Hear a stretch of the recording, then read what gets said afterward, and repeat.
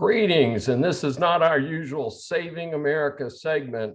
Yes, folks, that is the Acropolis in the background, in the real Acropolis, the heart of democracy. And its travel's not easy right now.